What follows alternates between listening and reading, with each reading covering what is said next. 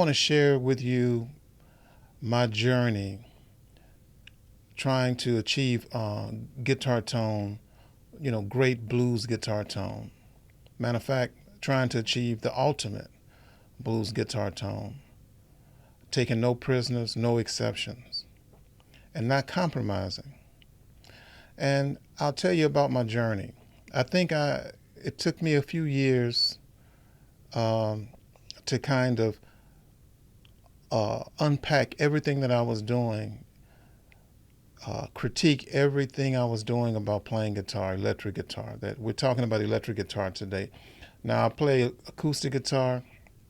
I play dobros, mandolin, a little banjo. I play if it's got strings on it, a bass guitar. I make some noise on it. But my main focus in this conversation, my main focus in this conversation is the electric guitar. And in particular, I'm talking about the electric guitar, the Stratocaster. That's my guitar of choice. I've been playing the Stratocaster guitar since I was a teenager. Um, but we're not going to go all the way back to the beginning. I want to talk about an album that I did in 2011. Now, the albums and songs I'm talking about, you can go to wherever you listen to music, say Spotify, iTunes, and find my albums, and you can listen for yourself and kind of get an idea of what I'm talking about. When I was recording an album called Antebellum Postcards in 2000, it came out in 2011. This album was frustrating in some ways. Now, it was mostly built on acoustic guitars. I decided I would do a quartet of acoustic guitars. I would have acoustic guitar standard tune. I would have one open tune. Then with different guitars, like one would be a Gibson J45 standard tune. Then I might have my Martin guitar, my D18 Martin guitar. I would have that tuned on some type of open tuning, depending on the song. And then I had another guitar that had a Nashville tuning, which was kind of like a 12-string tuning, but you take the heavier strings off each string, 1 through 6. So you end up with 6 strings. And then I liked that Nashville tuning so much, I began doing solos on certain recordings with that tone.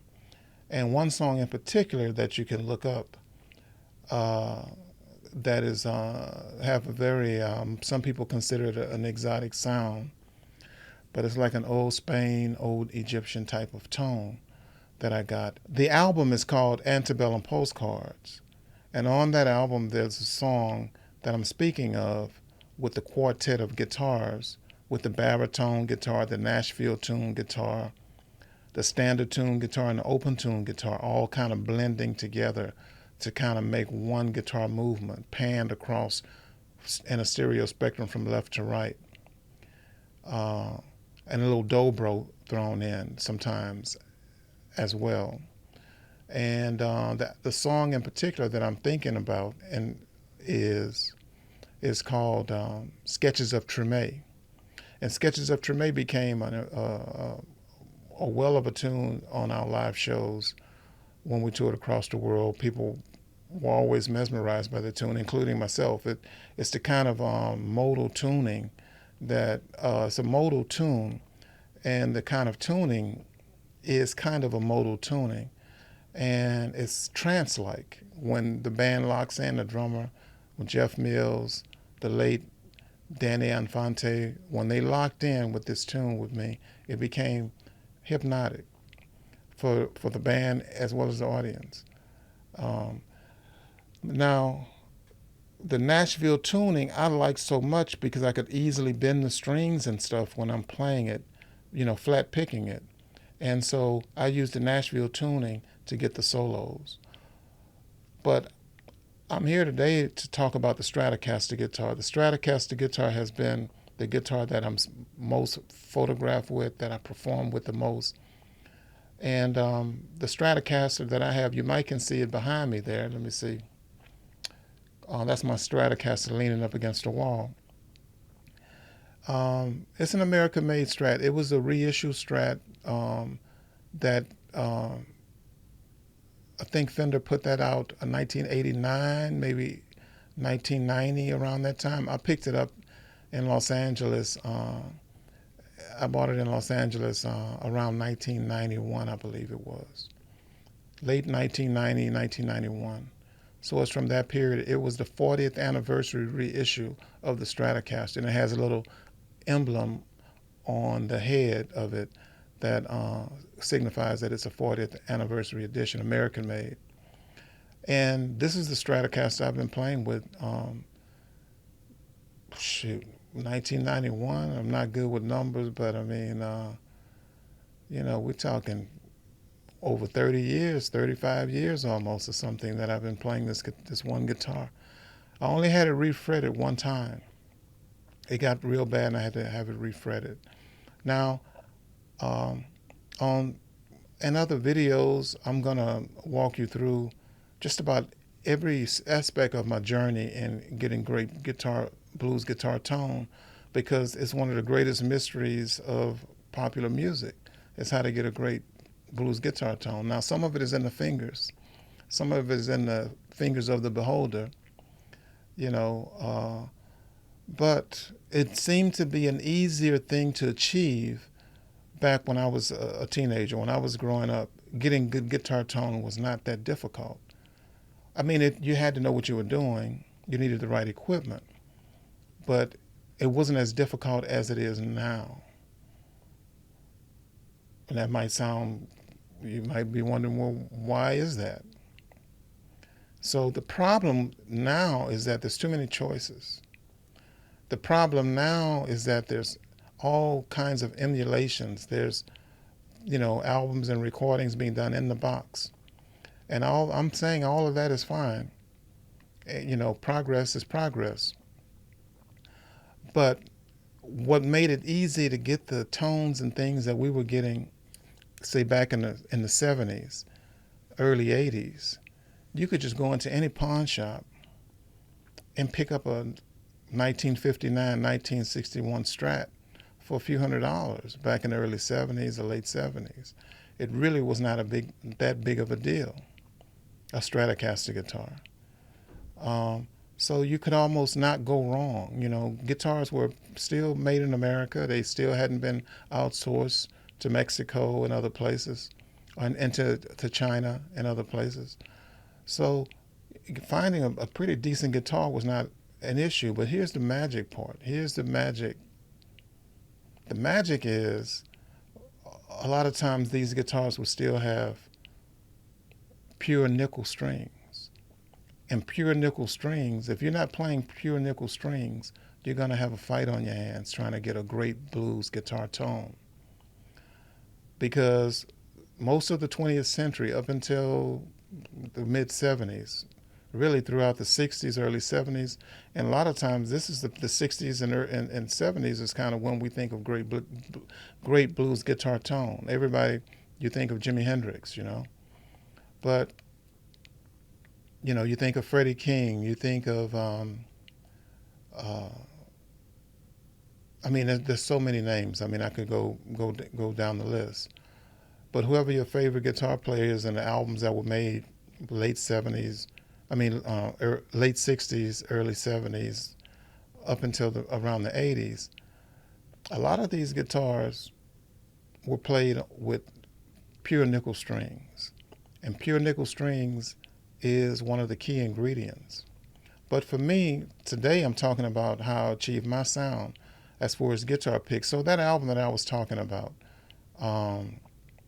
Antebellum Postcards, that I recorded in 2011, the acoustic recordings I was very satisfied with.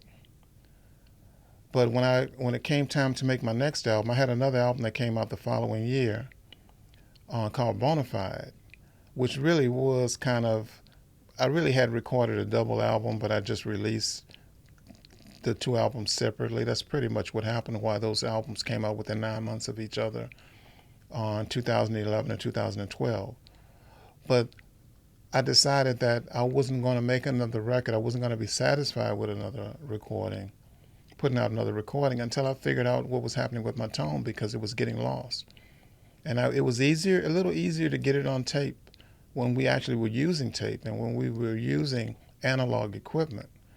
But the plugins and Pro Tools and the digital recording, something was getting lost in translation. And it was driving me mad, driving me nuts. Other people would hear my recordings. I would talk to, guitar techs and things about my sound and browse around, vintage guitar shops and stuff looking for an answer. But I was really, really unsatisfied.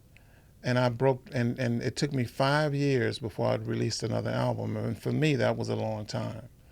Um, the album that came out where I felt I finally had rediscovered my guitar tone in the digital age, my electric guitar tone in the digital age. That album was called Hotel Voodoo, and that came out in 2017. And if you listen to that album, you'll hear a big difference on the electric guitar playing tone there and what was happening in 2011, 2012 in my recording and guitar journey. So instead of making this video, an hour or 2 or 3 or 4 or whatever, breaking down what speakers I use, what cabinets I use, what microphones I used, what preamps, compressors I used. What is that? Is that a real plate reverb? Is it not a real plate? How did the classic blues sounds that was made in Chicago at Chess? Did I study any of that as a producer, guitar player, engineer? And you bet I have. How they made those great records, Muddy Waters and them back at the old Chess Studios, where there was an engineer there who, his son and the company that they have, Universal Audio, has transformed. They transformed recording. His dad transformed recording back then. And the company is still going and has really perfected a lot of outboard gear, which have made it easier for people like me to get a classic blues sound. So I'm going to go through all of those steps, but I'm going to take a little time and do it piece by piece. The other part is, and so I'm going to do several videos. That's what I'm trying to say. So touching on different subjects, like speakers, for example. When you see me again, and maybe in a week or two, I'll put up a video breaking down my speaker setup, which is, I'm just going to tell you right now, is greenback speakers. That's my tone, greenback speakers. But like I said, there was a journey in rediscovering all of these things because I was playing pretty good in the early 80s. I'd go into a club and well away on whatever amp was there, usually plugging into a Fender amp, in the early 80s or late 70s, or at my dad's juke joint. I grew up in a juke joint, and the amp we had there, the Super Fender Reverb or a Bassman amplifier, you just plug in and play. You didn't even think twice about it. But we didn't think of it as vintage, but trying to find one of those amps today, it's quite something to try to find it, and they're just not built the same way. I'm not a technician, but something about the tubes and things is just, a Fender is not a Fender. It's not the same Fender we used to use back in the 70s and 80s. And like I said, finding a good Stratocaster guitar in the 70s and 80s, it wasn't that big a deal. In the 80s, guitar shows and things, these guitars became collector's items and things like that. But back at the time when I was in Austin, Texas, that was back when Stevie was on the scene in Austin. Austin was the place to be for guitars. Hubert Sumlin practically lived at Antone's.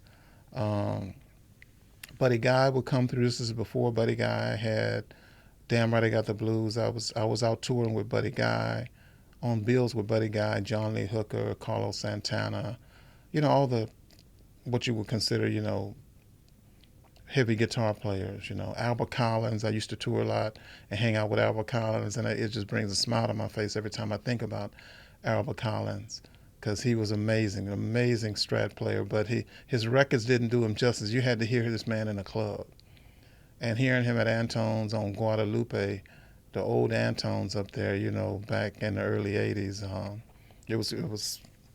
It was a transforming experience. It just brings smiles to me.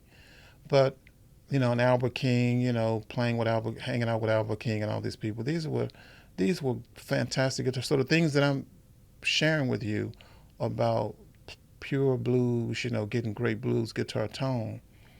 This is things I was right up close, either on stage or right up close, hanging out with, Albert Collins, Albert King, people like this, and watching what they're doing and learning what they're doing and trying to forge my own tone, not trying to copy anybody, but trying to forge my own tone.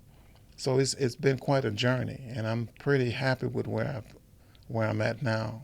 Even though every few years I go through this crisis of deconstructing everything that I'm doing and trying to relearn and reimagine my guitar playing and my guitar tone. So at the beginning of this, I told you I was going to tell you about guitar picks. So this camera probably isn't going to focus properly, but the Dunlap Jazz 3, Nylon Jazz 3 pick, this is my little secret weapon. It's a very hard pick, and it doesn't give at all, and it allows me to do faster picking. When it's time to solo and dig in, I can dig in with it.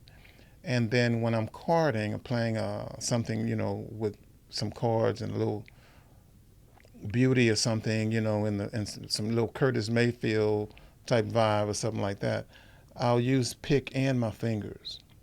But when I'm recording, I use different types of pick depending on the part. If it's just a background strumming part, I might use a lighter pick. But on stage live, it's usually this one right here. This is the Dunlap Jazz pick, and 3. That's what I use. When I'm doing slide, I use the number 215 slide. But on my Strat, I don't play a lot of slide, because then I would have to tune my strings too high, and my action will be a little bit too high for some of my other alternate tunings and things like that I'm doing with the regular pick situation. And in my live shows back in the day, I used to, travel with road manager, guitar tech, someone to tune me up and things like this. And I might bring 3 or 4 guitars to a gig. And then as the business changed and as the touring structure changed, you start asking the promoters to provide, a guitar tech on your rider, that someone will be there that can handle your stage setup or something like this. But these days I travel pretty light. The business have changed, and traveling, a blues act traveling up and down the road in a tour bus or with a crew or something, the numbers just don't work. So trying to get the most out of what you can get out of one guitar and maybe a bag-up guitar is kind of where it's at. Which means that my Stratocaster has to be set up, the action have to be set up on the neck, to where if I want to play with my pick, fine. And then if I want to do some open tunings and play pick, I can still make it happen. But every once in a while, there'll be a need to do some slide guitar, and I'll do some slide with on the Strat, but not a lot, because it's not tuned specifically for that. On my records, you probably hear me playing lap steel guitar, and I'll talk about that too at another time. Lap steel is my way of adding that Nashville steel pedal tone to a lot of my recordings. but I don't play lap steel all that much in live shows. You might be able to find a video of a song I did called Revelations, a real progressive tune for its day, innovative tune for its day. And you might find a video of me with my DJ, DJ Spin, and we're at a sold out Radio City Music Hall show around 2005, 2000, maybe 2003, I think it was.